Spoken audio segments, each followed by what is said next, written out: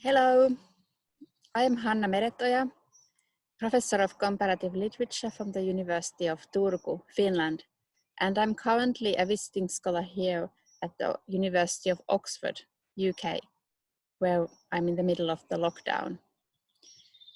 And in my talk entitled Narrative Agency, Pandemic Imagination, and the Story of War, I'm going to address the narrative imagination concerning the current coronavirus pandemic, and particularly the way in which it has been dominated by a problematic narrative of war. I will use as an analytic lens my theorization of narrative agency. But first, a few words on the narrative of war in the context of the current global health crisis. Narrativization is a central mode of communication and sense-making. As the coronavirus pandemic is unfolding and changing the world before our eyes, a story of war has come to dominate the public imagination, particularly the way the pandemic is narrated in politics and the media. President Donald Trump has branded himself as a wartime president. He calls the pandemic the worst attack ever on the United States. He says this is worse than Pearl Harbor. This is worse than the World Trade Center. We must act like any wartime government, declared Prime Minister Boris Johnson here in the UK, taking on a Churchillian pose, and President Emmanuel Macron asserted multiple times in his televised speech, "We are at war." All of these leaders have launched a war against what they call an invisible enemy. The media and health organizations have also widely adopted the military vocabulary. In their reporting, doctors are fighting on the front line, and an army of volunteers helps them, and the NHS, the National Health Service here in the UK, and we are asked to come together in a joint war effort. It is easy to understand why the narrative of battle may seem attractive. It attributes agency to us at a time when we feel helpless, with few weapons to fight a virus, with no cure and no vaccination. Instead of positioning us as passive victims, the narrative of war turns us into courageous soldiers in a fight against a common enemy. Comparisons to the Second World War have been particularly prominent. The war metaphor has been used to convey the gravity of the situation and to justify the emergency legislation and the suspension of certain civil liberties and rights. In Finland, the references have been particularly to the spirit of the Winter War, which is an important part of Finnish national self-understanding and mythology. That is the idea that we can overcome a massively more powerful enemy, such as the Soviet Union in the Winter War, if we just pull together with enough grit, courage, and willpower.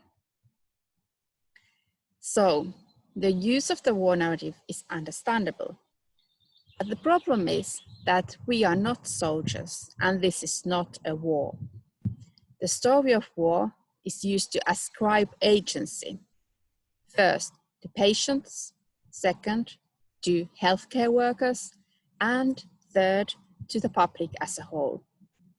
Each one of these three uses is deeply problematic. First, to talk about patients as battling for their lives risks implying that those who survive fought hard enough so that they made it, and those who failed to survive are losers who lost their lives because they lost the battle because they didn't have enough fighting spirit. The same problem pertains to using the language of war in depicting cancer patients as warriors or fighters. As I went through breast cancer treatments myself last year, I was struck by how often I was praised for battling so bravely. I endured grueling cancer treatments, but I did not go into battle. I had to deal not only with the prospect of possibly not seeing my children grow up, but I also had to deal with normative optimism, the pressure to be positive in the right kind of way, that the way that fits the preferred cultural narrative of fighting cancer with courage and optimism. As if one could be healed by just having the right attitude and enough willpower. And yet there is no research to suggest that strong fighting spirit would help to survive either the COVID-19 or cancer. In fact, research indicates the opposite, that military metaphors harm cancer patients. Those who recover from cancer or COVID-19 are fortunate, but should not be praised for a successful battle any more than those who die should be blamed for not fighting hard enough. No one wants to die of these illnesses. Survival depends on access to treatment and on biological mechanisms such as the immune system of the patient, not on psychological traits such as courage, optimism, or fighting spirit. This is not the story people want to hear. Emilia Nielsen has written a great monograph on the problems of the standard cancer story and on alternative stories that she calls disruptive breast cancer stories, which make room for a wider range of emotions linked to the experiences of cancer. They are stories of anger and grief that people don't want to hear. And I would add that people generally also don't want to hear stories of death or stories in which psychological traits or actions play little role in whether we survive or not.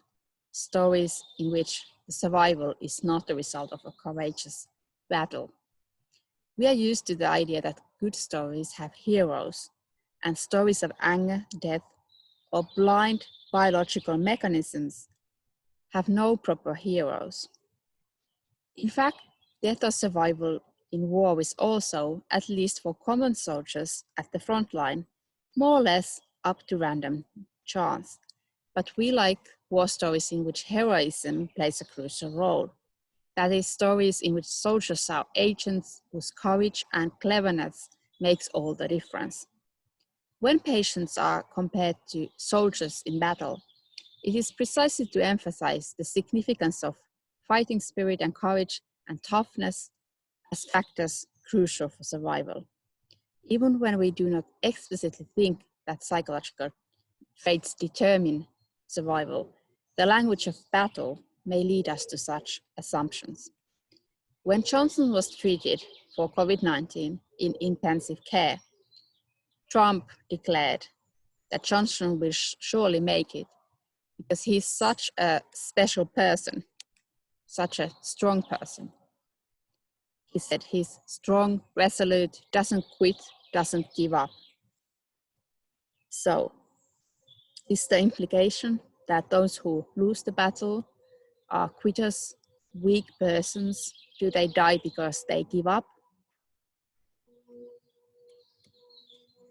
We are all potential patients, and we are urged to prepare for the fight by keeping ourselves fit and healthy. This is another way of overplaying the power of individual agency and distracting us from structural inequalities such as exposure of lowest income workers to the virus.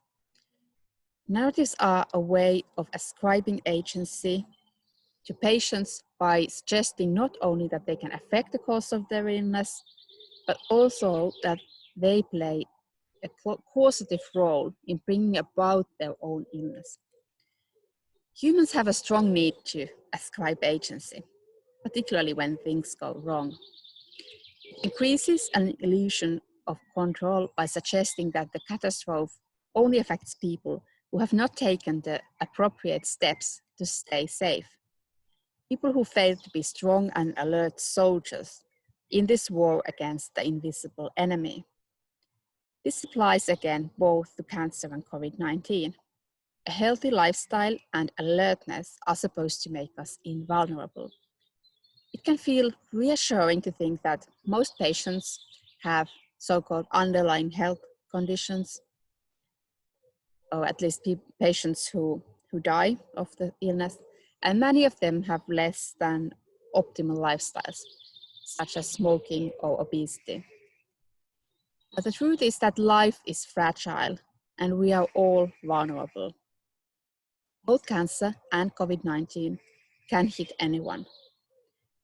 I had no known risk factors, and yet I got cancer at a young age, completely out of the blue.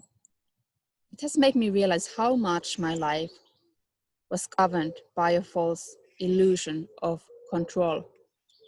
I thought that if I just keep myself super fit, have a healthy diet, have children young, breastfeed them at least a year each, and do all the so-called right things, nothing could go this wrong. So I never smoked, was never overweight, and yet the cells started to divide in my breast uncontrollably. I had simply bad luck, and it is terribly hard to accept that it is beyond my control whether the cancer comes back or not. With the pandemic, we also have to learn to live with the fundamental uncertainty and lack of control that's linked to this situation. Secondly, healthcare professionals are not soldiers any more than patients. They are important agents in responding to the pandemic. Sure, doctors practice agency in making vital decisions about treatment and care as they try to keep patients alive. And researchers around the world are key agents in the joint endeavor to develop tests, drugs, and vaccines. But what healthcare professionals practice is care, not war. As Elena Cucheiro and Maria Del Vico point out, universal access to healthcare is essential to what peace should be about. The narrative of war is also used as a legitimating discourse. Wars inevitably have casualties. Wars require sacrifice. The narrative of war heroism is used to justify putting health workers at risk and often at minimum wage. Nurses in particular are sent to the front line with low pay and no protective equipment. They are expected to sacrifice their lives in a war that the nation is waging against the common enemy. But as the palliative care doctor Rachel Clark says, health workers have signed up to save lives, not to kill, and yet they are offered military flight pasts and medals, although they would rather get masks and gowns. Most low-paid health workers would rather receive proper salary than be war heroes. Throughout history, soldiers have been treated as expendable instruments that can be sacrificed for a greater cause.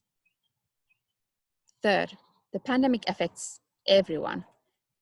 But just because working together to stop the pandemic is a joint endeavor, doesn't make it a war effort.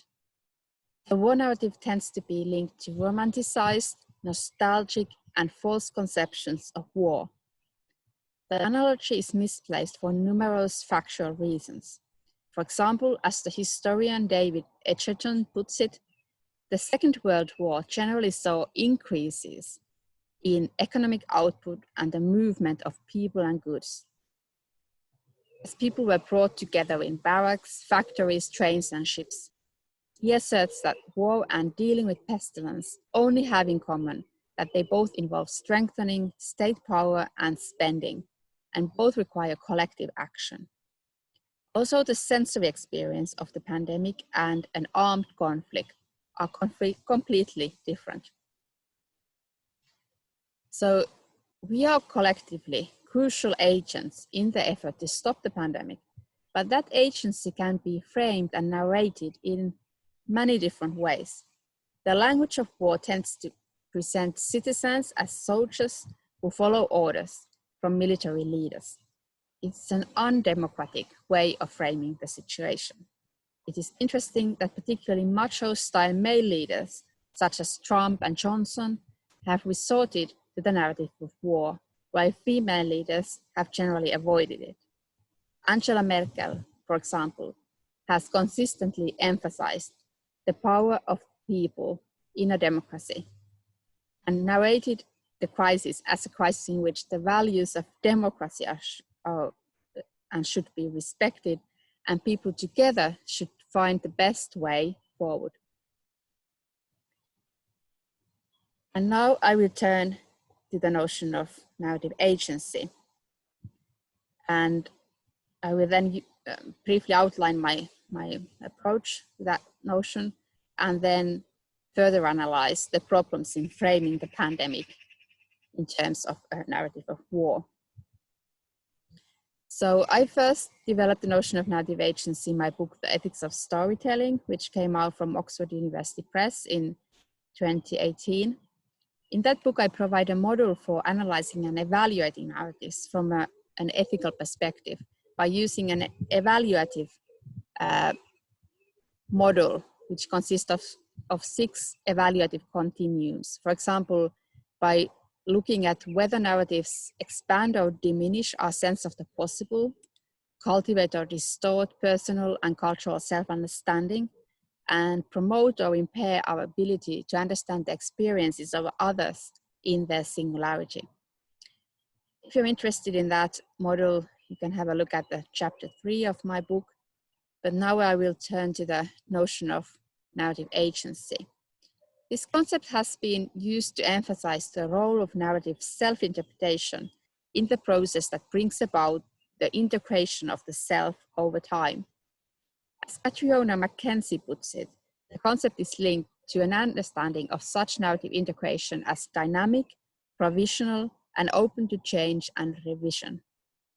I argue, however, that the narrative dimension of our agency is not only at play in processes of self-interpretation, but is more broadly a constitutive aspect of the ways in which we participate through our actions and inactions in narrative practices that perpetuate and challenge social structures. Narrative agency is part of the same conceptual family as narrative identity, which also emphasizes the processual, dynamic, and anti-essentialist nature of the construction of a sense of self over time. The concept of identity, however, is linked to the question of who, whereas the notion of agency shifts the focus to action, to our ways of acting and affecting the world. So I mean by narrative agency, our ability to navigate our narrative environments, to use, interpret, and reinterpret narratives that are culturally available to us, to analyze and challenge them, and to make choices over how we narrate our lives and relationships and the world around us. Narrative agency can be amplified or diminished. Amplified narrative agency can manifest itself, for example, as a stronger awareness of one's possibilities of action in relation to one's narrative environments, or as the ability to construct counter-narratives that challenge culturally dominant narrative models. We should also acknowledge that agentic power is unevenly distributed across the globe and in societies. It is easier for members of privileged groups to choose the narratives they live by than for those who are in precarious or vulnerable positions. In my book, I developed the approach of narrative hermeneutics by building on the Ricoeurian hermeneutic tradition of theorizing narrative. I propose conceptualizing narrative as an interpretative activity of cultural sense-making, in which experiences are presented to someone from a certain perspective, as a part of a meaningful, connected account. It has a dialogical and a performative dimension, and is relevant for our understanding of human possibilities. I can't go into detail here, but I just want to emphasize that for me, a crucial dimension of narrative is that they narratives shape our ability to imagine different possibilities of thought, affect, and action. I take the three central dimensions of narrative agency to be narrative awareness, narrative imagination, and narrative dialogicality. So with narrative awareness, I mean awareness of culturally available narratives that affect people's lives by functioning as models of sense-making. In our culture, there are certain dominant ways of talking about different aspects of life, such as success, motherhood, or illness. Cultural narrative models affect us whether we like it or not, and bringing them to the level of consciousness and conscious reflection allows us to evaluate them critically. Narrative awareness involves self-understanding concerning what kind of narratives we use in making sense of our lives, and also what I call perspective awareness, which means awareness of how each narrative is told from a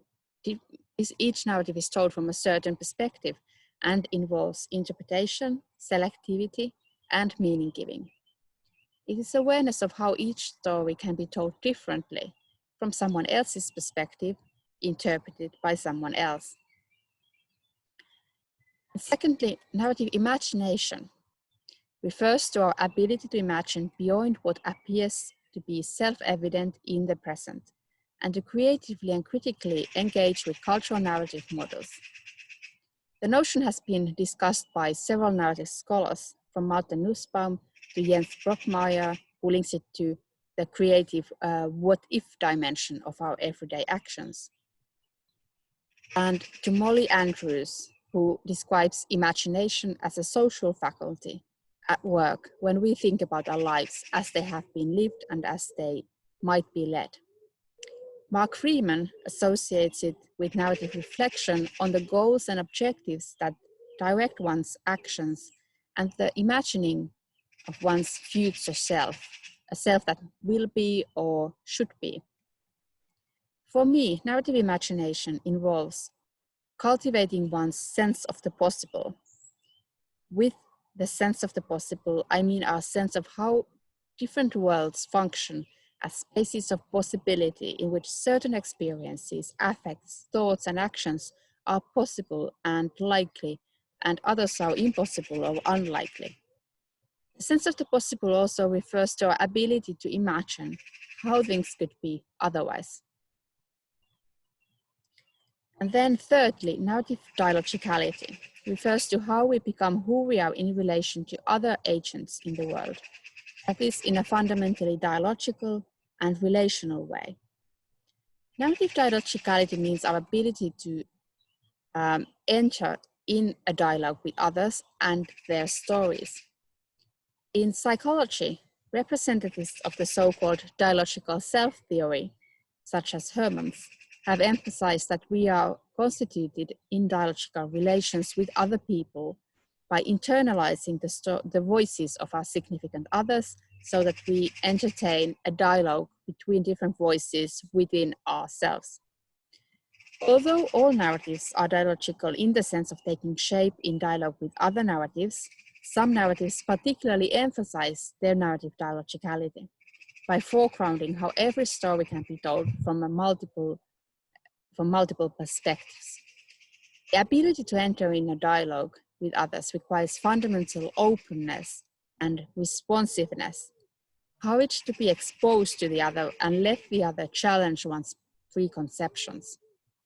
What I've called non-subsumptive narratives function in the explorative mode. Instead of subsuming the other under a pre-given mold, they engage with the singularity of the other's experience by being fundamentally open to the other. Narrative dialogicality also involves the ability to participate in creating what I've called narrative in-betweens, intersubjective spaces that make it possible for us to imagine new relationships and communities, and therefore to create conditions for new forms of solidarity and social change. Okay, so if we now turn to looking at the narrative of war in the context of the coronavirus pandemic, in terms of these three aspects of narrative agency. First, in terms of narrative awareness, I would say it's pretty clear that the pandemic narrative of war does more harm than good to our narrative awareness. It may reinforce the sense of crisis, sure, but it directs us to a false analogy. It makes us think of the pandemic as a crisis like a military conflict, even though a crucial difference is that a military crisis takes place between human agents. A military conflict is man-made. The enemy is human. The enemy makes plans. It has objectives, strategies, tactics. It attacks us, defends itself, responds to our actions. The coronavirus, in contrast, does not have human intentions or strategies. It is part of a biological process, and even if we anthropomorphize it, it's not in the so-called self-interest of the virus to kill its hosts, as that makes it more difficult for it to survive and spread. We should remember that the virus is not aiming to kill humans. It's not aiming to do anything at all. It is questionable to use that kind of language because the virus has no consciousness. It's not capable of rational planning. When we talk about the virus as if it were a human agent, we anthropomorphize it, and we thereby we lose sight of the randomness of who happens to survive, who happens to be killed. Even more importantly, though, resorting to the narrative of war means missing the opportunity to understand the complexity and specificity of the pandemic. It blinds us to the uniqueness of, for example, the sensory experience of the pandemic. That is what it feels like to be in this situation, to live in isolation and uncertainty for weeks and months, having far more information available than we are able to process, which is completely different from what it was like to be isolated somewhere in the countryside during the Second World War, for example. The war narrative is also not helpful in understanding the social and economic challenges the pandemic engenders and the possibilities it opens up. These possibilities lead me to the second issue, that of narrative imagination. So not only is the analogy of war misplaced on factual grounds, it is also a way of missing the opportunity to cultivate a pandemic imagination that builds on the narrative imaginary of peace, solidarity, and social justice, rather than on the destructive and divisive imaginary of war. The narrative of war affects our sense of the possible. That is, our ability to imagine different routes to different futures, and our sense of how things could be otherwise. If we fixate ourselves on the war narrative, we miss crucial possibilities concerning the future, such as the possibility to build a more sustainable and just world for future generations. Instead of seeing the pandemic in terms of survival of the strongest or nations competing in the war against the virus, shouldn't we see it as a lesson on the fragility of life? The Queen here in the UK asks us to take pride in the British response to the crisis, but isn't this a time when humility takes us further than pride? Isn't this a time when we need to leave behind an unsustainable way of life and imagine a better world? Instead of narrating the pandemic as a story of war, we could narrate it as a still open-ended story of a point in history in which humankind faces the opportunity to choose between routes to different futures. We could narrate it in a way that helps us build a more sustainable world based on solidarity, care, a sense of vulnerability and connection. At as a story of a historical crossroads in which we face the possibility to develop new forms of solidarity based on a more acute understanding of how we are fundamentally dependent on one another as inhabitants of a shared planet. And this brings me to the third and final issue. So what does the narrative of war look like from the perspective of narrative dialogicality? What does it do to human relationships, to the forms of relationality in which we are entangled? More than anything, the narrative of war turns people and nations against each other. It is a divisive narrative that emphasizes competition.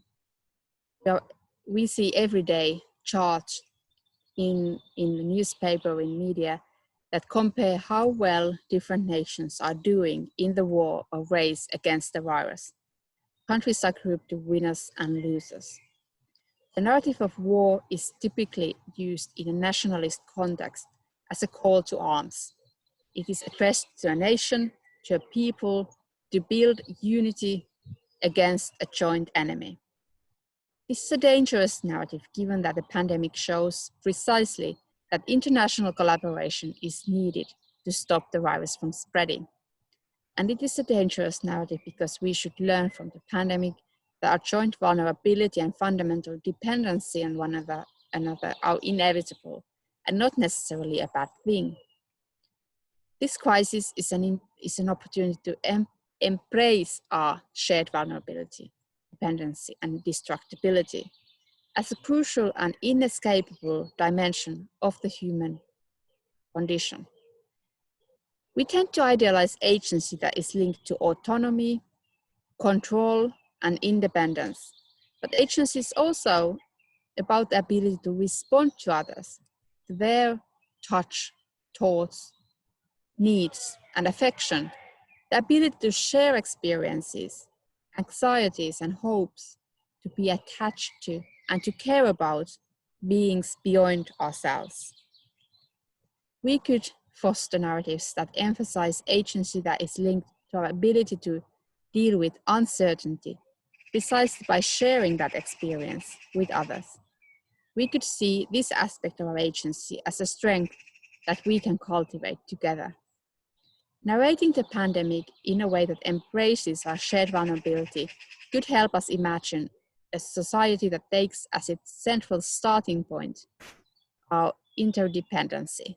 The fact that we are all in need and all in need of care and support at various stages of our lives. No one survives alone. No one thrives alone. This way of thinking renders problematic the neoliberal idea of self-sufficient individuals who can control their lives autonomously, the idea that hard work and clever use of one's resources automatically leads to success and invulnerability. The pandemic could be an opportunity to build a new narrative in between that encourages solidarity between people, nations, species, different groups and communities. In one way or another, we are all in this together. But at the same time, it is crucial to acknowledge that due to structural inequalities, the pandemic affects certain groups and certain countries much more severely than others. Acknowledging both our togetherness as inhabitants of a shared planet and the structural inequalities could be a starting point for a global narrative in between, which strengthens a sense of solidarity across differences. Okay, so to conclude, if we turn away from the narrative of war, we can envision how a new global awareness of mutual dependency could give rise to a new sense of solidarity, which could help us build a more socially and environmentally just world for future generations. We are standing at a historical crossroads in which political decisions could save and cost millions of lives. It is a point in history in which some leaders resort to the rhetoric of war, while others emphasize the power of the people in a democracy. our power to work together for a more just and sustainable future. It is a historical moment in which we can practice our narrative agency by cultivating our sense of the possible, our sense of how things could be. The future of humankind depends on the path that will now be taken. That path largely depends on how we narrate the pandemic and the lessons to be drawn from it as we move forward towards a post-pandemic world to come. In this moment, I hope that we can cultivate narratives that hold open the possibility we now have to leave behind an unsustainable way of life and to imagine a world based on solidarity, care, and a sense of connection. Okay, thank you. Thank you for listening.